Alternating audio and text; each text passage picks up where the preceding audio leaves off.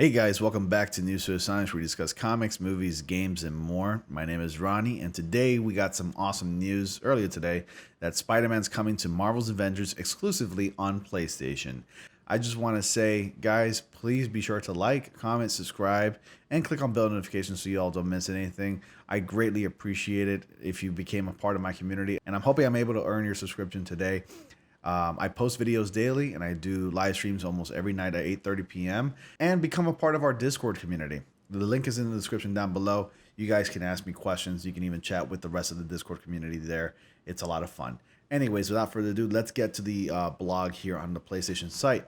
So, Earth's Mightiest Heroes gets a helping hand from a friendly neighborhood Spider-Man in 2021. Every once in a while, life presents you with a moment where your pursuits and your passions converge. Today is one such moment for me because I get to be the first to announce that our Crystal Dynamics take on Spider-Man is teaming up with Miss Marvel, Iron Man, Thor, Hulk, and Black Widow of Marvel's Avengers. This is so personal for me because I cannot remember a time when I didn't love Marvel and its colorful characters, each more real and believable than the next. But despite my enjoyment of Captain America, Iron Man, Hulk, Black Widow, and the other Avengers, there was always one character I saw myself reflected in, and that was Peter Parker, the sensational Spider-Man. Now I'm getting to channel my lifelong enjoyment of the character into a version of the interactive hero that I hope inspires me next generation of creators. And well, it's my dream come true. His outline with our Marvel's Avengers heroes is in a perfect symmetry with my exposure to the character. When I was young, I accumulated a massive collection of Spider-Man books that told both dramatic and humorous stories of this colorful crime fighter, and was a fixture of Marvel's New York, and that used his powers and ingenuity to protect his neighborhood. But one day I read an issue that pushed him out of his natural settings and into the larger world with hilarious results. The story was titled "The Commuter Cometh," and it was a fantastic yarn about Spider-Man hunting down a robber in the suburbs. I actually own this comic. I'm a proud owner of this one. It's a hard one to remember, but I own this one, and that's cool that they're actually looking into the comics to try to get the character right. Watching Spider-Man adapt to new surroundings was such a great contrast to the status quo. That tone is exactly what we want to capture for him in the Marvel's Avengers. A familiar but fresh Spider-Man who needs to evolve to take on global threats alongside Earth's mightiest heroes. A sensational spider hero. To make sure this team goes up smoothly, Vince Napoli, our lead combat designer, is hard at work making Spider-Man just as great on the sticks as he is on the page. This means making sure our hero moves and fights like he should, no matter which one of our war zones he finds himself in. When he's arsing through the airs on the web line, we want you to feel graceful and light, and be able to utilize a variety of web configurations and gadgets to enhance your traversal. Spider-Man's impressive acrobatic abilities will complement the experience, allowing you to seamlessly transition from navigation to combat. So they have some more covers, specifically the John Romita and the Todd McFarlane era. These are two of my favorite designs of Spider-Man, especially Todd McFarlane. This is Spider-Man 301. I have Spider-Man 300 and 301. I love this version of Spider-Man, especially because of how detailed it is. And Todd McFarlane always does this thing with his characters where like he contorts them in a very weird way. And I just love that design. And especially that very detailed webbing in in his webs and the lining right there. And also the lining and patterns on his suit. It is really cool. I just love it. And when Spider-Man takes on evildoers, he'll do so fluidly with his signature flair, but also with the enhanced customization options we've created for Marvel's Avengers. Like our other heroes, you'll get to use the unique skill trees Vince and the team have designed especially specialized in how your Spider-Man plays in our world. An impressive suite of iconic abilities and attacks will be at your disposal, and you get to decide what gadgets and skills you wish to upgrade. These enhancements will be necessary for him to take on the threats coming on his way. So, just to give you, I'm not going to read the entire blog, but I'll skip this part and I'll get to the sensational sense of style. But just to give you an idea on how people are reciprocating to these sets of news, if you didn't pick up or catch on earlier, Spider-Man is coming to the Avengers exclusively to PlayStation. So that means he's only going to be available to PlayStation, which is a bit of a bummer. I mean, I'm excited because I already have the PS4, but what about everybody else? That means that you're going to get like the complete, real, full game if you're a PlayStation owner. But if you're an Xbox or a PC owner or a Nintendo Switch, I don't think it's coming to the Switch. Sucks to be you, I guess. That's what they're treating it like. This is not very pro-consumer. The pro-consumer thing is to have the same exact game in every console. And this is just Sony, again, taking one step forward and two steps back. It's absurd, and this is not very pro-consumer, and people are reacting in a way that's expected, and rightfully so, because if you go to the tweet here from PlayStation, a lot of people are just very upset. I mean, some are actually just mocking the other crowds, such as the Xbox fans and PC fans, and then some are actually disappointed. So like this one's like, laugh out loud. People are gonna get mad. Ha ha ha. I love it. It's not a joke.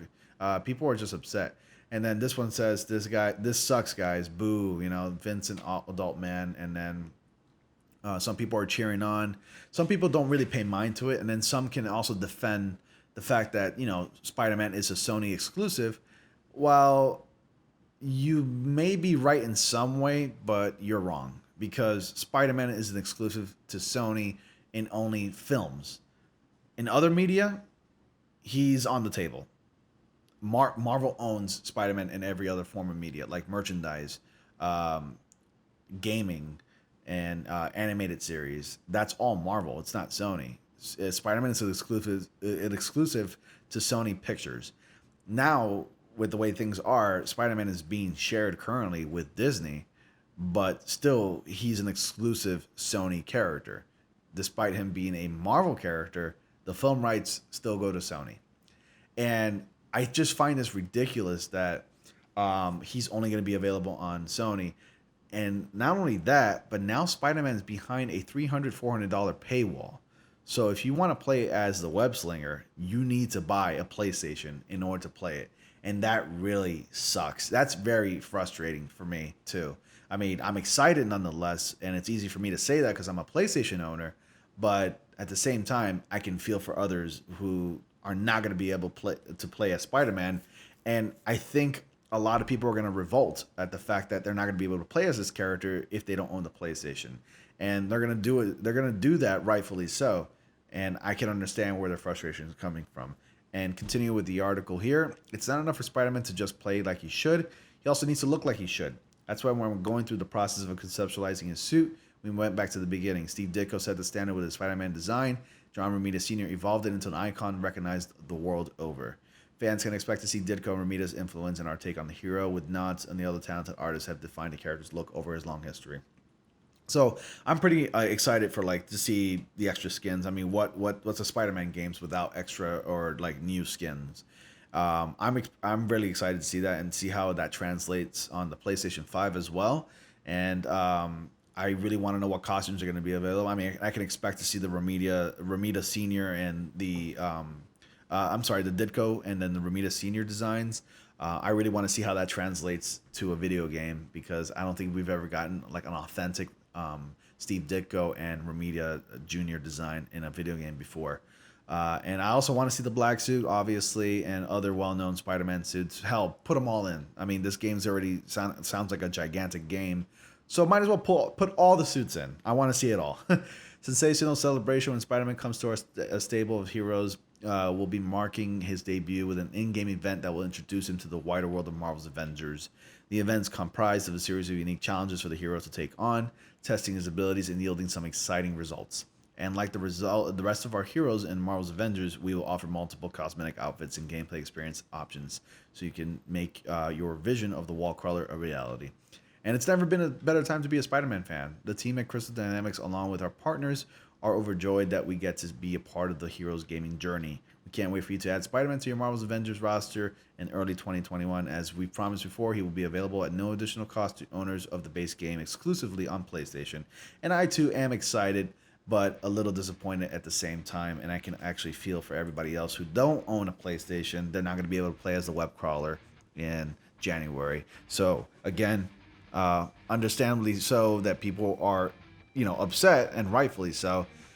And I'm excited at the same time. But overall, my overall outlook of this situation, it's not a pro-consumer move, and I feel like Sony has cheated their audience, and it's just overall very disappointing. So, but nonetheless exciting for me, at least. I mean, I can't personally wait to play it, but it's really a bummer for everybody else.